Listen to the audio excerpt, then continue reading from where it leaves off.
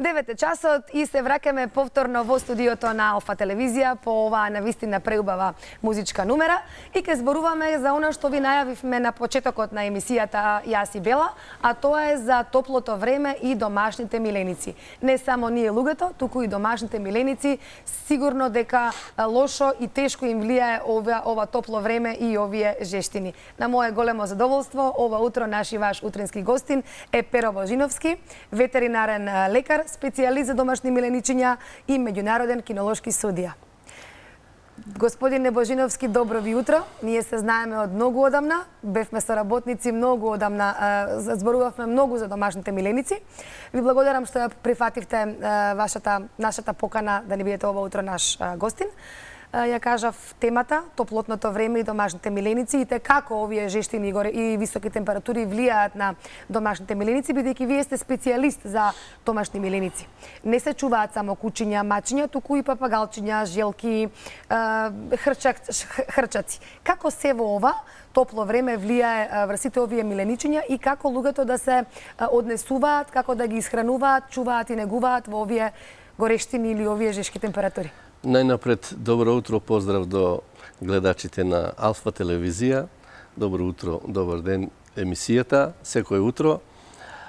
Се разбира, поздрав до сите оние кои ги сакаат животните, а особено кучињата, бидејќи, како кажа и ти, се сепак најбројни домашни миленици и како космополитска врста, широм светот се распространети, така ги има и многу од тие 365 регистрирани раси и во Република Македонија. Сега да се вратиме на совети, корисни совети до сите оние кои што љубители на домашни миленичиња. Како да ги чуваат во овие летни температури, на овие жештини? Овие стварно се голем проблем и колку јавуваат медиумите овие 50 години не се паметат вака високи температури. Светот се менува во секој поглед и економски, и политички. Баш убаво што оваа емисија е за миленици и малце да се релаксираме од овие други теми со кои сме сакали или не колку толку оптеретени. И затоа е битно да се знаат дека сите тие промени влијаат и многу и на милениците. Пред се морам да кажам дека тоа глобално затоплување, многу од океаните исто така имаат поголема температура, на одреден начин зрачат, што се придонесува до максимално енормни температури за кои домашните миленици, како и другите животни, не се толку подготвени, а во најголемиот дел зависат и од нас. Ако го земеме човекот да го споредиме како врста, знаеме дека он може сам да се штити, сам да планира. Не случајно арапите носат широка и бела светла гардероба, бидејќи како прво организмот зрачи. Значи, кај човекот и ја ослободува таа енормно голема температура. Значи, со тоа зрачење ја намалува телесната температура. За разлика од човекот, кучињата немаат потни жлезди. Значи, не може да се знојат. Човекот, поред тоа што одава, они се знои, се поти. И на тој начин се одава енергија, топлина, може често пати да се изгубат и поголеми количини на минерали и на тоа треба да се внимава. А кучињата се потат преку? Меѓутоа, кучињата, кажавме, немаат потни жлезди, они само со дахтање, значи со дишење, а исто така имаат на перничињата знојни жлезди, каде што се потат и во летно време се гледа кај што се движат, кај што газат, дека остануваат влажни трагови и делумно на носното огледало, како се нарекува овој дел, кај што е носот. Ете, тоа се местата каде што милениците се ја изфрлуваат ова зголемената температура, на одреден начин се ладат. Меѓутоа, сепак тука е нашата помош. Ние сме должни да водиме сметка кога ќе ги шетаме. Исто правило важи како и за луѓето, значи да се избегнува, значи, оној период од 10 до 17 часот? Од 10 до 17, да се 18. хидрира доволно, да се дава течност, вода? Да, мора да се дава вода, често пати коцки со лед, може да се дава и исто така, ако се сместени на одредени површини, може да се прскат, доколку е тоа бетон, доколку е трева да се влажат. Исто така може да им се влажи главата, вратот, да се освежува. Но исто така е битно да овие температури негативно влијаат на два начина. Значи, на првиот начин е директно излагање на сончевите зраци. И тоа е многу непријатно, бидејќи често пати кучињата не изигра или неодговорни собственици ќе ги остават, затоа и мора да водат сметка, дури законските регулативи барат да се такви кучиња сместуваат на места каде што има сенка, каде што е влажно, каде што има вентилација, струјање на воздух, за да се избегне директно влијание. Тоа директно влијание е особено штетно за црни кучиња, бидејќи они многу привлекуваат. Сонце, од една страна сончеви зраци, UV зраци исто така делуваат. UV на над 7-8 веќе имаме негативни влијанија, а од друга страна имаме и, значи, ова е инсолацијо, директно влијание на сончеви зраци. Од друга страна имаме сиријазис или топлотно прегрејување. Може да се најде во одредена просторија, миленикот каде што бокс или каде да биде сместен, каде што внатрешната температура, односно неговата, внатрешната температура е повисока, исклучително висока и доаѓа до така наречен топлотен удар. Значи, кучето може да се онесвести, тешко дише, има проблеми со вентилација и мора да се укаже веднаш прва помош, да се смести во темна просторија, да се со ладна вода да се освежи целото тело, посебно вратот, бидејќи и главата тука се сите овие центри кои делуваат на виталноста, дишење и така натаму, и на тој начин да му се помогне. Нормално треба да има што повеќе ладна, свежа вода, секогаш да се менува. Значи истите совети како и за нас. Па истите совети се тоа како и за нас, меѓутоа не е само да совет, треба да се спроведе. Знаете, како и кај нас, ние имаме, викаме, релативно добри закони за кучињата, меѓутоа дали се тие закони спроведуваат. Колку души има што злостављале или малтретирале, не знам што све не правеле со кучиња, а колку се поднесени пријави и колку се осудени. Нема ништо, никакви резултати, ме разбирате. Ние, под наводници, не сме кучкарска земја. Имате земји каде што се многу повеќе се внимава за кучињата, има таква висока кинолошка култура, а дури и со закони е регулирано и држањето. Например, не може секој да има во Швајцарија, има во парламент усвоен закон во кој секој иден собственик мора да има основни познавања за кучињата. За чување на кучињата. Основни познавања. Интересно е тоа што е лето. Ние сите одиме на плажа, одиме на одмор, а со нас си ги земаме и нашите домашни миленичиња. Како да ги подготвиме за патување? И ме интересира дали може да се бањаат на плажа, дали воопшто кај нас во Македонија, во Охрид има или Преспа или Дојран има посебни места за кучиња, односно плажи за кучиња каде што може да се бањаат и милениците. Ако имате некоја информација. Летни шеми, дилеми, теми и проблеми, во секој случај кај нас многу работи не се регулирани. Например, регулирано е каде тревни површини каде не смеа да се водат кучињата, како и ресторани каде не смеа да се водат, и хотели. Особено ние кога се прават одредени изложби, тука странците малку им е чудно, али тоа е тоа. Нивото на нашата култура уште не може да ја сватиме, бидејќи они се осостојбат да платат и во странство се плаќа за тој боравок на кучето плюс 5 евра што треба да се чисти дневно, нели? За едно куче, сега зависи дали големо, мало, може 10 и така натаму, али во најголемиот случај може. Кај нас нема званична регулатива каде може да се водат и да се капат кучињата.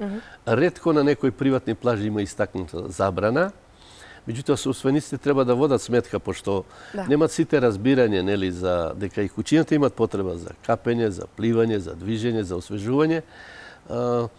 И затоа во принцип луѓето се делат две групи, кои ги сакаат и кои не ги сакаат куќињата. Меѓутоа, не е поентата некого да сакате или не, битно е да ги почитувате нивните права.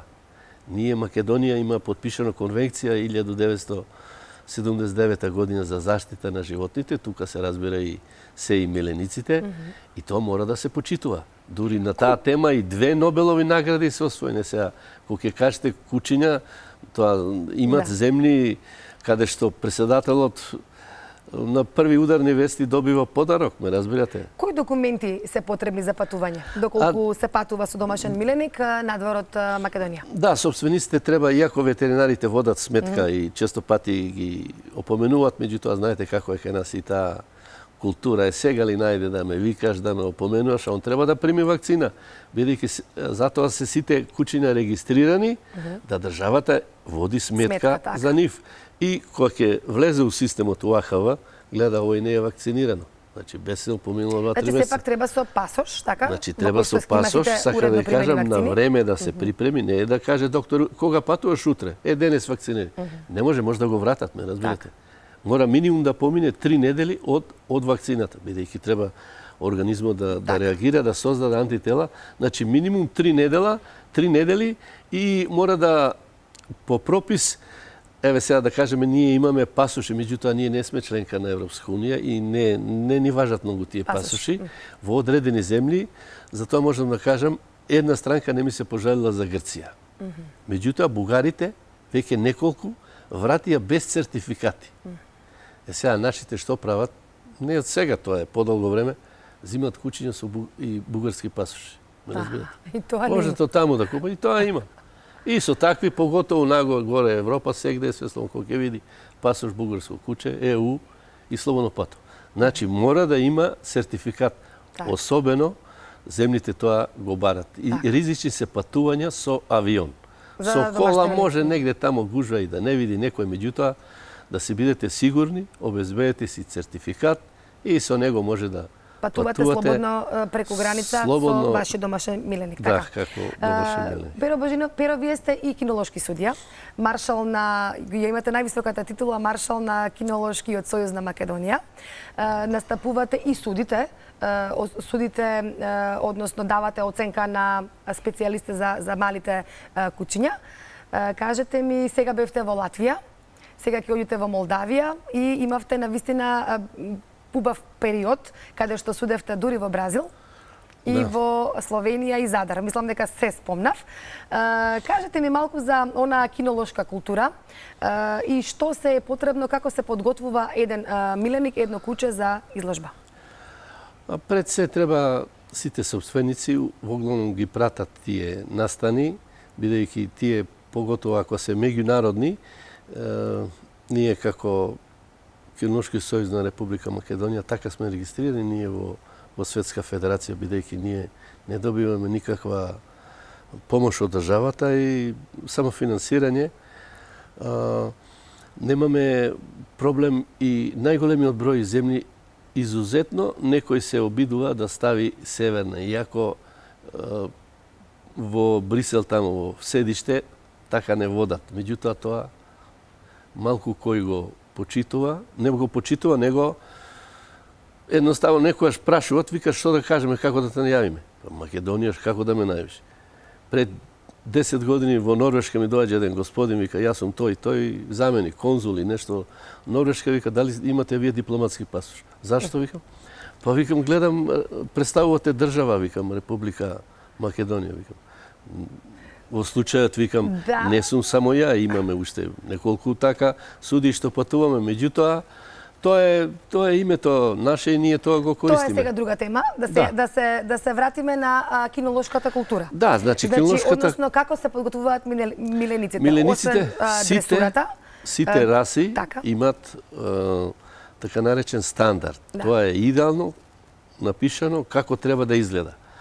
Сега, кај некои мора да се вршат одредени моделирања, пред се фризури, козметика и така натаму, за да се припрема добро кучињата. И дресура, така? И тука се повеќе, да. Не треба некој став, некоја позиција, нели положба? Треба добро да се припремат, има се повеќе се зголемо број на хендлери, имате луѓе кои кај нас се уште не може да се живее од таа работа, меѓутоа и на запад, да кажем, се уште може да кажеме на запад, па и на исток, исто тамо имamo висока кинологија, во Русија, Белорусија, тоа е страшно развиена култура, тие имат голема традиција.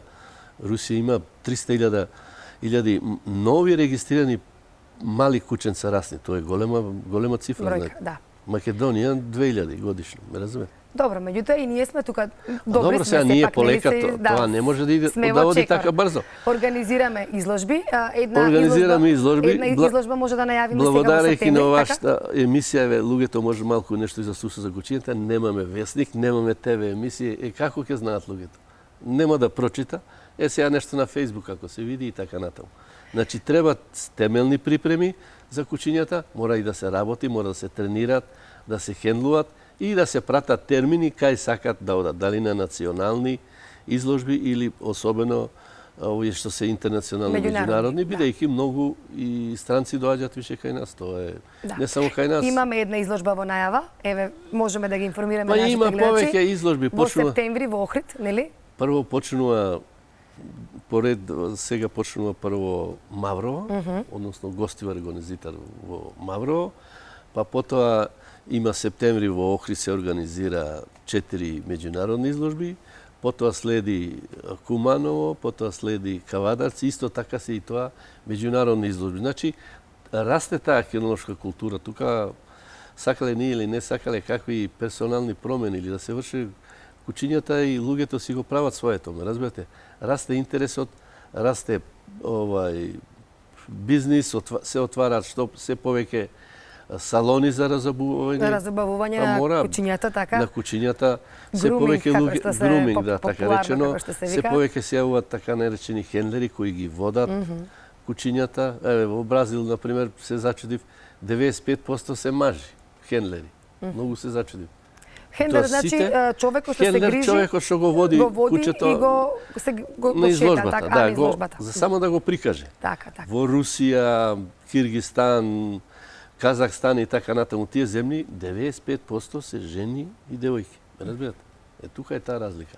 Скандинавија се пола, тие секогаш изведуваат со некои нивни прописи и така натаму, тие се приказна посеба за себе, меѓутоа убаво е да се луѓето отргнат од овие секојдневни проблеми, да се прошетаат, да ги прошетаат кучињата, да се дружат, да се запознаат. Има убави туристички места. На овие изложби зборуваме, така? На овие изложби да контактираат исто така со многу странци, па потоа таму да одат и така нато. Имаме ние исто така квалитетни, врвни излагачи, имат убави повеќе раси кучиња кои се меѓу високи пласмани во Европа, разбирате, така да и потоа сме за некои раси особено познати, без шапанинецот, така? Да фаворизираме некој.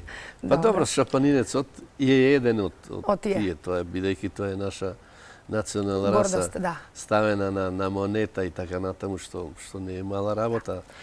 Например, ретки земји сум вака патувајќи околу 50-тина, викат, кога им подарам денар со ова наша валута, викат, ретка земја, вика, да има ставено куче на монета. Да. Ама сепак тоа е наша национална гордост, така, нашиот черпланинец. Ви благодарам за гостувањето.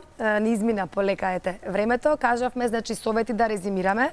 Сите оние кои што ги љубители, кои што ги чуваат домашните миленици, значи во потемна просторија, во ладна просторија, многу вода, истите совети како и за нас луѓето. Правилото важи за сите, и расни и нерасни. Значи, сите бараат, а особено мора да ги споменеме и сите други фармски животни, бидејќи постои наука зоохигиена и она го регулира сместувањето, вентилацијата, струење на воздух, градба на објекти, како и колку квадратни метри му следува на секој животно. Така што законски регулативи постојат и треба да се почитуваат. За неодговорните сепак треба да се следуваат санкции. Ви благодарам уште еднаш.